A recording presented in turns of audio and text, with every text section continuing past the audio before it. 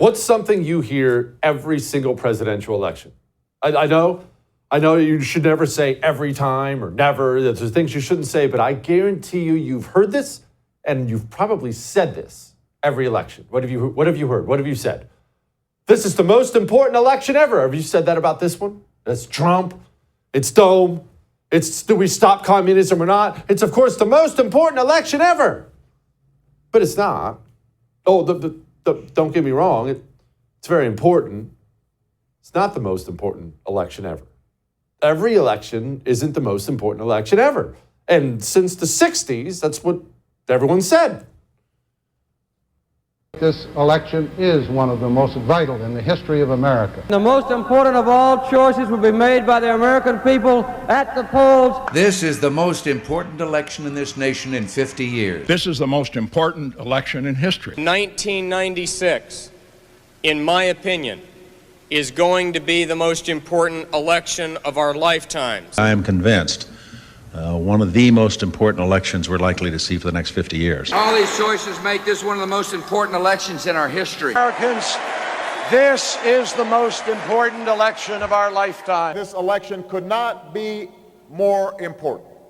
This election is the most important election of our lifetime. This election is the most important election in our lifetimes. The most important election in our lifetimes. This is the most important election of our lifetimes. November 5th is going to be the most important day in the history of our country. That's the election.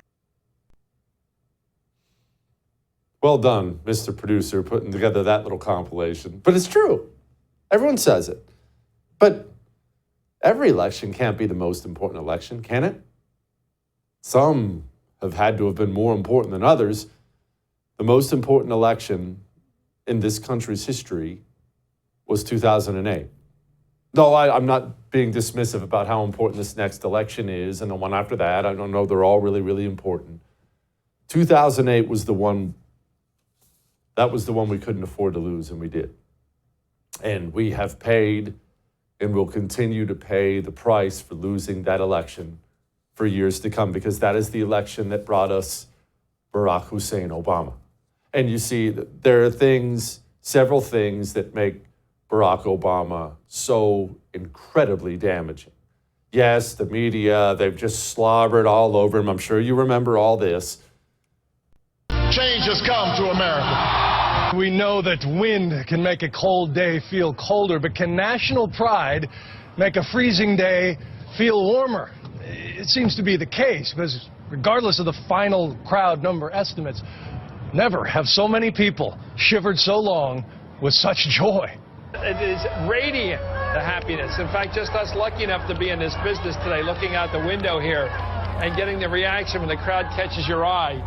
It is such a deal. So it was that as many as 2 million pilgrims made their way to Washington and the Mall to witness this most sacred event. What a day it was. It may take days or years to really absorb the significance of what happened to America today. From above, even the seagulls must have been awed by the blanket of humanity. And the mass flickering of cell phone cameras on the Mall seemed like stars shining back at him. When Barack Obama started to speak, I was right in the middle of the crowd. People were crying, they were laughing, they were cheering. Suddenly someone would just come up and hug you.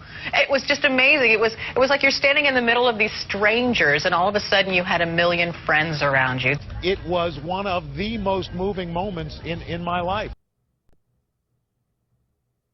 Except that damaging communist was bringing poison into this country, into the government. And what made him so dangerous wasn't the media's love. The media does that for so many. It was his hatred of the country combined with his natural abilities. He could speak well. He gave great speeches. He knew how to inspire people.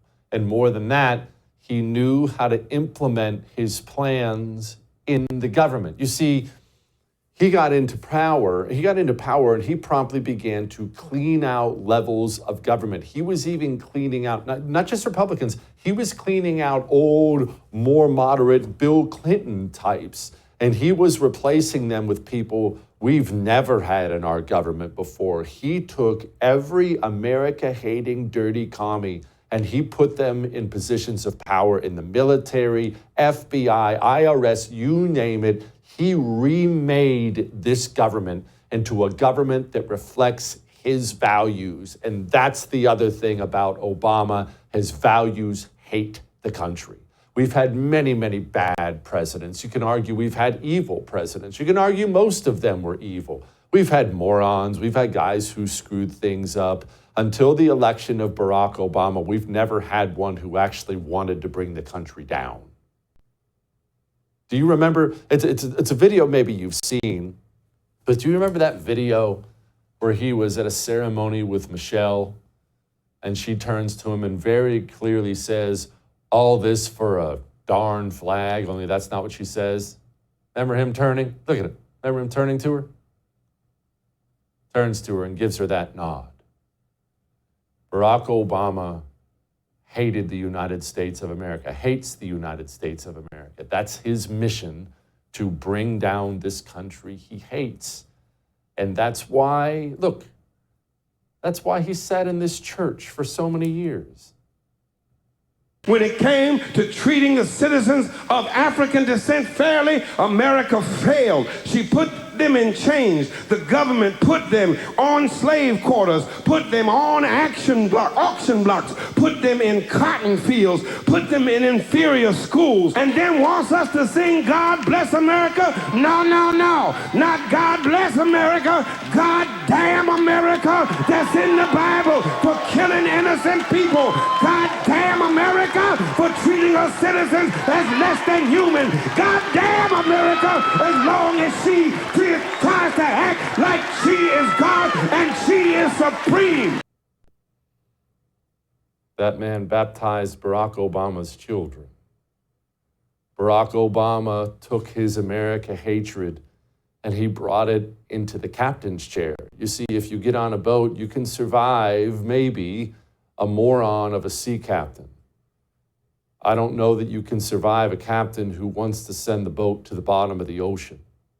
And that's why to this day, Barack Obama stayed involved. Foreign or other presidents, the Bushes, the Clintons, all these people, when they leave, they leave. Just go retire, do some speeches. Barack Obama stayed in D.C. and stayed involved and still controls things to this day because Barack Obama's mission of destroying this country, in his mind, is not over. Every election isn't the most important election ever. They're all important. 2008 was the one we could not afford. And we lost it. And so now we're going to have to pick up the pieces. Steve Deace joins us next to talk about that. We'll be back.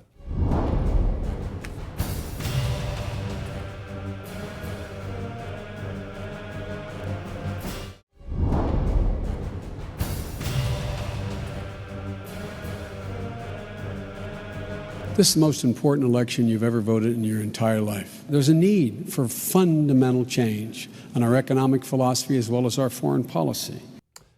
Steve, what really strikes me after looking at that is the Joe Biden, how young he used to look. But anyway, let's set all that stuff aside. Joining me now, Steve Deace, host of the wonderful Steve Deace Show. Steve, I have told people repeatedly, it's not that I'm dismissive about the coming election at all.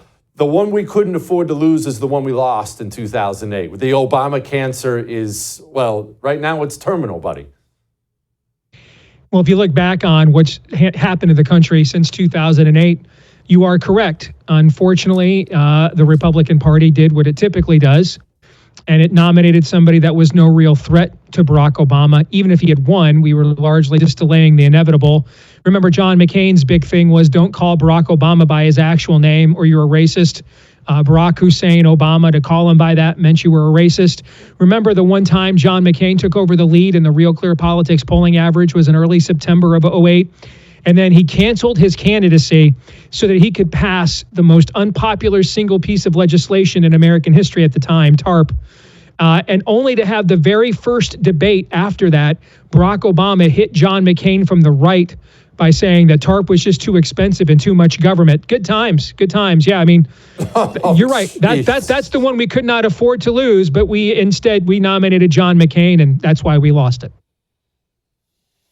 Steve, a lot of people who aren't hardcore politicos like you, obviously your audience will know this, they don't understand that Obama never left. And this is really what makes him so different than all the former presidents, the Clintons, the Bushes, and I don't even like any of those guys, but they don't really do much politically. They'll show up at a convention once every 4 years and ramble through a speech, but they walked away from politics. Barack Obama, though, is a man still very much on a mission, and he didn't walk away at all. No, I mean, if you want to know who's really been running the country for the last 4 years, it's him and his minions have been running it quietly behind the scenes. I mean, this is essentially Barack Obama's third term is what Joe Biden represents. That's why I always scoffed at the notion of Michelle running. Why? Why put yourself out there? Why get memed to death by Trump and his people? Why? And then you have to, supposedly anyway, at least that's the way we used to roll around here, be forthcoming about your business deals as a candidate when they have all the power that accompanies a presidency now, while nice homes, they got Aaron Spelling-like homes in the Hamptons and everything else. They've got as Van Halen once saying, they got the best of both worlds, Jesse. They don't need to put themselves back to the scrutiny of the voters and back on the ballot. They're running the show now, and they get to cash the check and cash in at the same time. Steve, foreign policy is one of those complicated things. Other than being a chicken hawk, I actually don't really indict anyone for their foreign policy. I have my own, but it's complicated, right? Diplomacy, the motivations of nation states. But Barack Obama was one of the first I've ever seen in my life who operated, as far as foreign policy goes, with a real solid hatred of America. And he just kind of assumed that the enemies of America had a pretty good point about how badly this country sucked. Talk about his foreign policy. Well, he wanted to go to war in Syria, remember? Him and John McCain, that was one of McCain's last acts, actually, him and McCain worked together to rally the country to go to war for, quote unquote, freedom fighters in Syria. And then there are the clips of him, you remember back in the day, of taking the knee to the Saudi sheikhs. But essentially, what we've learned on the right in the last few years is it's not the 1980s anymore. It's very hard to be dogmatic, as you said, about foreign policy in terms of an overall philosophy rather than a set of priorities. What is in the best interest of America and the American people, and then act accordingly. When you and I were growing up, dogma was very clear, dogmatically, how to see the world from a conservative perspective. There was the Soviet world, and then there was the Western world, the free world. Things are much more balkanized now. What you see with Barack Obama's foreign policy is it's still very dogmatic philosophically. It doesn't matter what data shows, for example. I mean, you look at the Israelis, they gave away land for peace. They allowed a Palestinian free state right there within their own city gate. And what they got was, a country that was elected duly by the people who wanted Hamas in charge. And then October the 7th, their version of 9/11. And yet, when confronted with that kind of data and that kind of an example, what the Obama view of the world will continue to do is hammer, meet, nail. It doesn't matter. They'll go to the same talking points. There needs to be a two-nation solution, which always looks a lot like the final solution. We already have a two-state solution, and it gave us Hamas as a country that basically the Palestinian state did for Hamas what the Vegas Strip did for the mob. Just legitimized it, gave it a legitimate front and the accoutrements of an actual government so that it was given some form of immunity while also standing to attack the Israelis from behind, which is what you saw on October the 7th. But these people don't care about reason. They don't care about data. They will make it work. Whether it works or not, they will construct the world as they see fit. They will magically think and project all the way through, and you cannot convince them otherwise. And it really comes down to a Marxist view of the world, Jesse. The Marxist views everything as oppressor versus oppressed, and that is the worldview. It's not the Christian worldview of sinful man, rebelling against the grace of God. It's not a data or utilitarian-based worldview on the needs of the many and the need outweigh the needs of the few. It is a strictly Marxist view. You're either the oppressor or the oppressed, and everything is seen dogmatically through that lens. Steve, economically, obviously Republicans are pretty much just as putrid as Democrats are, but Barack Obama really, really moved this country to the left super fast economically too, didn't he? He did. And if you look at, there's really no place further where you saw that, even though it's looked at as health policy, but really it was an economic policy. and that was Obamacare. And that was the culmination, going back to the dawn of the Great Society, long before you and I were born, of essentially the fevered dream of the modern progressive Democratic, post-Kennedy Democratic Party. And was the advent of a single payer healthcare system. And the reason why I include that in your economic paradigm, Jesse, is because if you go back 30 years or about 25 years prior, when the Clintons tried this, and all of the private health insurance companies got together and they ran a series of ads. I think they were called Harry and Alice. And you might remember these. They were very devastating ads. The couple is just sitting around in their home, reading the newspaper about what the devil and the details of Hillary Care. And these ads just destroyed Hillary Care and led to the contract with America and the first Republican takeover of the Congress in almost half a century. What you didn't see in 2009, as Obamacare was being debated, you did not see the health insurance industry unite against it. I live in Iowa. That's the health insurance capital of the world. In fact, our Senator Charles Grassley was actually at the negotiating table with the Obama administration on Obamacare. Why? Because the economic paradigm had shifted. We had gone from greed is good and the CEO era of the Gordon Geckos and Lee Iacocca's, where everybody fought tooth and nail to be number one, to now what I would call youth soccer economics, where everybody just doesn't want to be number none and everything's too big to fail. And now government is no longer the enemy of big business, but they're actually in concert together, the classic definition of fascism. And so they realized, why fight big government? They're going to make people buy our product whether they want it or not. Let's just go ahead and get in on the ground floor of this and unite behind it. And that really was the final cementing. You know, most of the time you see a major political realignment every generation. Right? Roe versus Wade 50 years ago created the last major realignment where you saw the Christian conservative movement form, the alliance of Catholics and evangelicals that propelled Reagan to the White House. People we're long overdue for another major political alignment. I would argue we had one. It just happened in the boardrooms of America, where these corporations went from, maybe they thought people like you and I were crazy, but they hated big government, and so they aligned with us, to, hey, we're going to be neutral and stay out of it. And now they are all in. They're the ones that are subsidizing and profiteering off of Pride Month. They are the proselytizers of the spirit of the age. They're bankrolling much of it. And that Obamacare was really the vanguard of that. Better to sit at the right hand of the devil than in his path. That's exactly the route they chose. Okay, Steve, so to wrap this up, that begs the question, where was the American church during Obama's rise?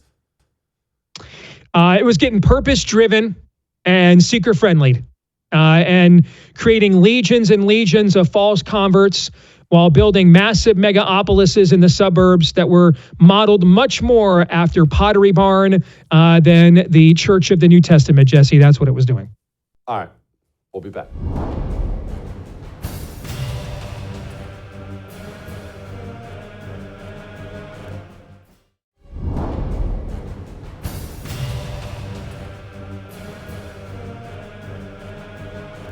First, no matter what you've heard, if you like your doctor or healthcare plan, you can keep it. If you don't have insurance, you'll finally be able to afford insurance. And everyone will have the security and stability that's missing today. Man, talk about aging poorly. And I'm not talking about Barack Obama. Our insurance costs as a family of four have quadrupled since the passage of Obamacare. What a disastrous piece of legislation that turned out to be. Joining me now is someone who knows a lot more about it than I do, Dr. Aaron Kheriaty, author of the book, The New Abnormal, which you really should pick up, because what's happening with our medical institutions in this country they're absolutely frightening. Okay, doctor, for those who are not in the medical industry and don't understand, how did Obamacare change your industry? Yes, so it's a complicated question because it's one of the most complicated pieces of legislation that's ever been passed. There were so many provisions in the legislation that virtually no one in Congress who voted for it read the whole thing, much less understood it. And there's been a lot of commentary on some key things in Obamacare: the individual mandate that required people to buy insurance, and the state-run exchanges where you go online to buy insurance that turned out to be a real mess when they were first rolled out. But the long-term effects, I think, go beyond those two things. We've seen the closing of rural hospitals, and we've seen hospital mergers, which ultimately give patients fewer options in terms of where and from whom to get health care, which obviously contradicts the remarks that you just quoted from Obama, where he was saying, if you like your doctor, you're not going to have to, find another one. Basically, most people now cannot even identify who their doctor is because medicine has turned into a top-down managerialist enterprise where so-called experts at the top dictate how everything is going to go for everyone underneath. And this top-down control has increased the number of bureaucrats. We have more people in healthcare now that are in jobs where they never actually encounter patients than we have people in healthcare that do face-to-face contact with patients, whether that's doctors or nurses or the person who greets you at the office when you walk in. So healthcare costs have grown in large part because of the administrative burdens that have been laid on healthcare systems by top-down managerial control. I'll mention just two other things that probably people experience when they walk into the doctor's office. The first is the physician no longer looks you in the eye, right? Spends very little time examining you or even listening to your chief complaint. Most of the time is spent staring at a computer screen and asking you questions that have very little relevance to what you actually came in to get treatment for.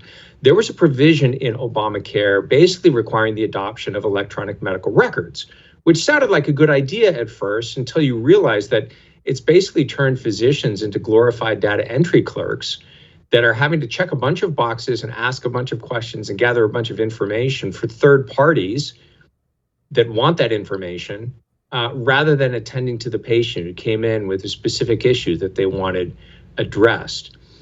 Patients feel like cattle being moved through hospital systems now. I don't know if you've had this experience where if you're in a hospital now, they'll actually scan a barcode on your wrist, on your wristband, to log into the electronic medical record system or before they administer a medication. And I understand it's a quality control measure, but it turns people into sort of like a supermarket item. You're made to feel like cattle being moved through this system of turnstile medicine where you're processed by nameless and faceless bureaucrats rather than a doctor or a nurse who knows you personally and can verify, yes, this is the right chart for the right patient because I actually know this patient, I've treated them over a period of time.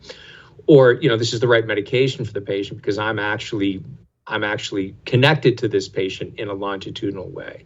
And part of this came about because of another provision in Obamacare that most people don't understand. Medicare stopped paying for services and basically gave us bundled payments for, a type of intervention. In other words, this turnstile medicine came about because every hip replacement is treated the same, right? You get one payment to the hospital for doing a hip replacement. And if the patient has a complication, if the patient takes a little longer to recover than average, the hospital basically resents that person because that person is a liability for the hospital. They're an outlier in this system that's designed for maximum efficiency. So we get hospital bureaucrats, chief medical officers that are obsessed with what they call throughput, which is basically run the patients through the system as quickly as possible. The focus is not on health and healing. The focus is on maximal efficiency. So there's many other things that I could say about Obamacare, but I think to make a very long story short, Obamacare has increased centralized government bureaucratic power over medicine, taken power out of the hands of physicians or small groups of healthcare providers that knew their patients, that knew the needs of the local community. And basically what we're seeing now is a crisis in medicine and strong dissatisfaction with the way medical care is provided because people feel like they're being treated like an interchangeable widget in a factory machine of medicine, rather than a personal patient that's known by someone who's cared for them over a period of time. That's what Obamacare gave us. It's so funny you brought that up about the data entry. I just had my physical, just blood work getting done, and standard annual blood work. That's exactly what he did. He walked in with his little nurse and assistant. He sat down in front of the computer and just asked me questions as he's sitting there just clicking things on the mouth, entering things. It's. I'm not used to it. I'm not ancient. I'm 43. I'm not used to this kind of medical care. Yeah, that's right. And some physicians are so fed up with that they actually hire people just to enter a system into enter your information into the medical record, which is obviously wasteful, right? The patient should sit there face to face and talk to you and take a history and do a physical examination and run, appropriate lab tests, not just ordering things indiscriminately in order to check a bunch of boxes or to cover all the bases. But that kind of individualized medical care is very hard to provide now because hospitals and doctors and physician groups are disincentivized to do that. They're incentivized to check boxes, which typically have nothing to do with your health. And the health outcomes are also poor. RFK Jr. has been talking about this recently. Trump has been talking about this more recently after bringing RFK Jr. on board his team, that we spend more on healthcare than any other developed nation, twice as much. But we're like 48th, 49th in terms of healthcare outcomes because we've created a system that functions like an inefficient bureaucracy rather than a decentralized system that tailors healthcare to the needs of the local population. How do we fix it? Can medical care go back to any resemblance to what it was as long as we have Obamacare, or is this just what we're stuck with as long as Obamacare exists? I've been arguing recently, I published a piece in the American Mind about a concept called the parallel polis, which was developed by Czech dissidents living under communism, who basically said, look, sort of the mainstream institutions of society are so corrupted that it's really hard to fix them from within. And so our task right now is to create a parallel civil society, basically create new institutions on new models. And there are models for this. There's new models for medical societies with doctors from Harvard, Stanford, and Duke University. I recently founded a new medical society called the Hippocratic Society, which is, an alternative to medical societies like the AMA that have bought into this managerialist revolution in medicine. There's healthcare cooperatives and new models for healthcare funding and healthcare provision that are popping up here and there. And basically what I think we need to do is support those new models and those new institutions to grow them, to opt into them, to find new and creative ways of delivering better healthcare for less money. And basically, once the proof of concept is out there, those things will start influencing the mainstream institutions. So I'm not sure that we're going to get, a legislative proposal in the next administration that's going to repeal Obamacare, reform it in ways that would be decentralizing and empowering to doctors and patients and local communities. But we can certainly start doing those kinds of initiatives on the local level without asking anyone's permission for it. So there's a lot of physicians who are opting out of these systems entirely and setting up small practices or small group practices that are trying to deliver healthcare in different ways and try to finance it in different ways. So I think we need more of those kinds of creative, small-scale, localized initiatives, the Hippocratic Society that I mentioned being just one of them, but there are other examples of this. And it's probably going to be a 10 to 20-year project of developing those institutions to the point where it's clear that this type of decentralized, localized healthcare system and these new models of delivering care are actually superior. People like them more. They want to go see their physicians more. They're getting better health outcomes. They're actually improving their health. I think it can be done, but we have to start on a sort of small scale and get creative. I like it. So there is some hope. Doctor, thank you so much. I appreciate you, as always. All right. We're not done ranting on Obama. Jim Pfaff joins us next. He has some memories you'll remember. Hang on.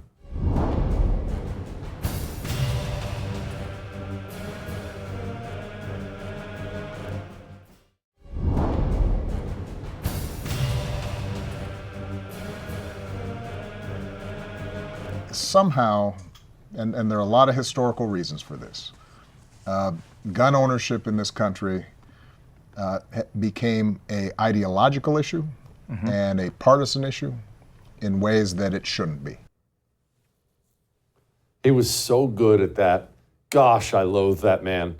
He was so good at pushing his filthy communist ways and acting like anyone who opposed him was being political. It's not ideological. Just let me disarm you. And you know what he loved to do more than anything else? I will despise him for this more than anything else Barack Obama did. He's the one who mainstreamed running to the camera after a mass shooting. You never saw that prior to Obama. Now, every Democrat does it across the country. They're practically gleeful when a bunch of kids get mowed down in school. Joining me now, Jim Pfaff, president of the Conservative Caucus. Gosh, it used to drive me crazy watching him do that crap, Jim.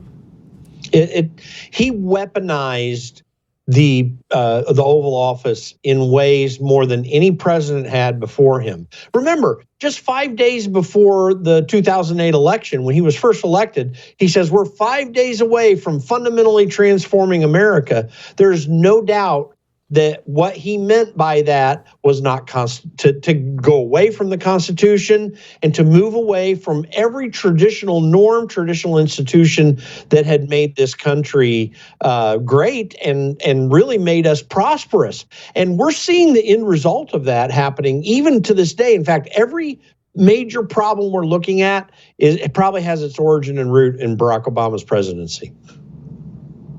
Jim, Obama, people remember slightly his background, as much as they could possibly remember, because how the media bent over backwards to cover it up. But take as much time as you need and explain once again this guy's background. He was not the standard run-of-the-mill Democrat at all. This dude is an America-hating commie from way back.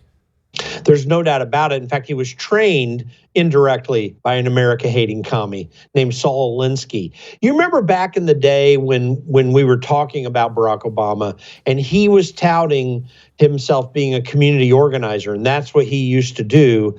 And when you would bring up the Saul Alinsky problem, people would tell you, what are you doing calling him a communist, and even calling Saul Alinsky a communist? Saul Alinsky, his mentor was John L. Smith, the union organizer, very avowedly communist union organizer from the early 20th century. Listen, I'm not trying to beat up unions entirely here. I have my negatives with unions, but not all people that get involved with unions are communists. The problem is unions were founded in this country from a communist impetus to radically transform America. That was their whole purpose and goal. Saul Alinsky developed the most precise methodology for doing that. When you look at, for example, all the wokeness in politics, ESG, DEI, this is all has its foundations in community organizing. What Saul Alinsky did in the 1960s was he found a way to extract money from major corporations so that he could fund his efforts by threatening them to harm their businesses. Barack Obama did that in a sincere and deep way during his presidency. I mean, everything that we have a problem with woke culture has its origins in Barack Obama being able to utilize the office of the presidency to fundamentally transform America if he could. Yeah, he was one of the first ones. I realized the Clintons love to do this kind of crap too, but not to the level Obama did with weaponizing his Justice Department. He just looked at his Justice Department as if it was his plaything, a weapon he could aim at all his political opponents, and he did it well.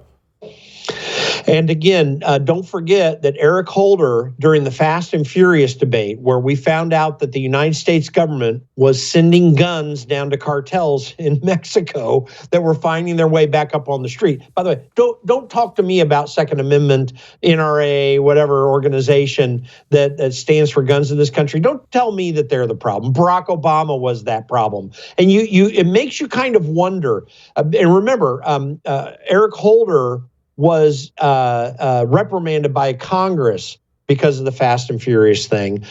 Don't forget, it might be possible that that whole gun running operation was intended to bring chaos to the United States that they could use to change the political debate. You always wonder this, but yes, beyond that, you referred to him weaponizing the Justice Department. In every way possible, Eric Holder, under Barack Obama's direction, and certainly because Eric Holder thinks the same way, went out to weaponize politics for the advantage of the advantage of Democrats against Republicans. The IRS was weaponized against the Tea Party movement to thwart their effort to take this country back, which we saw the beginnings of, but was quickly squashed, and also not only by Barack Obama, but by some Republicans who didn't want it to happen either. But really, Barack Obama utilized every lever of power that he had as president to change how we do politics in this country. All of the problems we look at, the weaponization of government against Donald Trump, and the persistent effort of our deep state to keep conservatives from having any effect, whether it's on social media platforms or anywhere else, in the media even. This all began with the Obama administration. We are the chaos that we see in our politics right now is a direct relation to Barack Obama. Jim, Obama's foreign policy was dreadful in every way, but anyone, even a nonpartisan observer, could see he really seemed to have a real axe to grind with Israel, snubbing every chance he got to twist that knife, he twisted it. Now, I understand people not really caring about other countries, but he really was bothered by this nation. Why? Where'd that come from? It's hard to know specifically because he hasn't said things clearly enough in public, or do we have any records of discussions with him to put a fine, measure of understanding on it.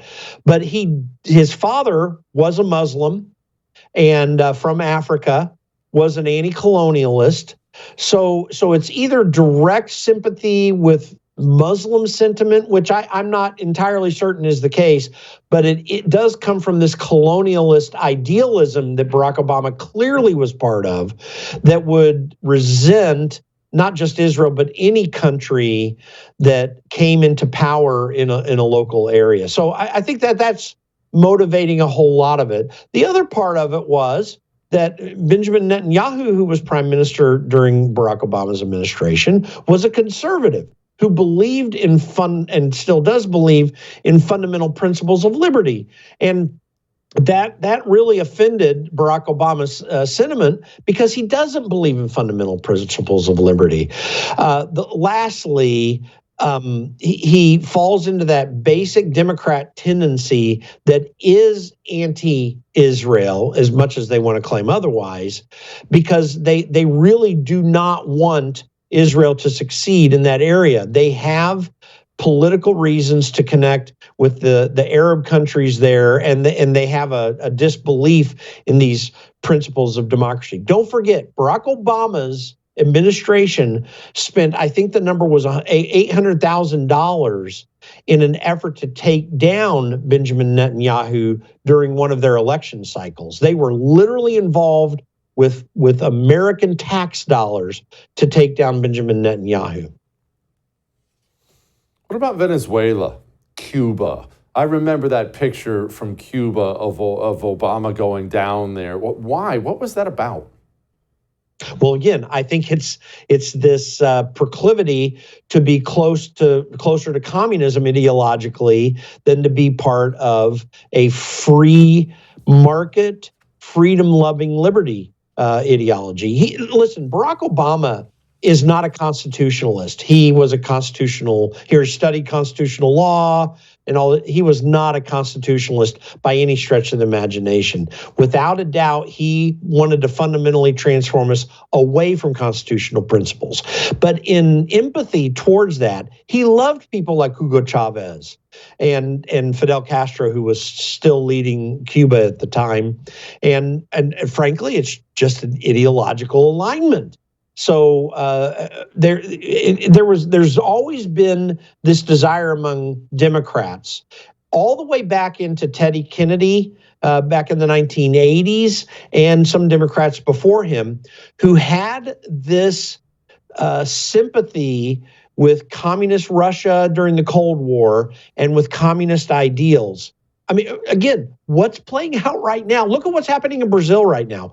What's taking place in Brazil is precisely what Barack Obama was working towards during his presidency: a shutting down of political opposition, a utilization of the levers of the judicial system to thwart political opponents, and then a building within the structure of the government system to inoculate, against conservative ideas. And constitutional ideas. That's what Barack Obama did. He's very third world in that regard. No doubt. Jim, thank you so much. That was excellent. I appreciate it. All right. I have final thoughts. Next.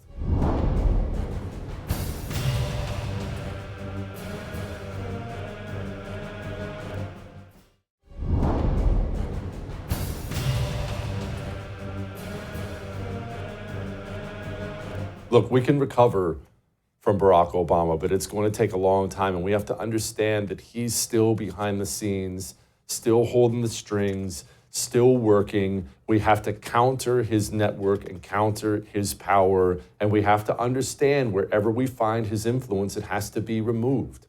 If, Lord willing, Trump is elected, he has to go find everyone Obama put into power and remove them from power. It must be done. All right, we'll do it again. I would thank you for coming to my YouTube channel, but I know how brilliant it is, and I know you love it here. So subscribe and watch. We're going to start really ramping things up and putting some funny stuff, some interesting stuff out there, some collaborations. Either way, my YouTube channel is officially the place to be. So stick around.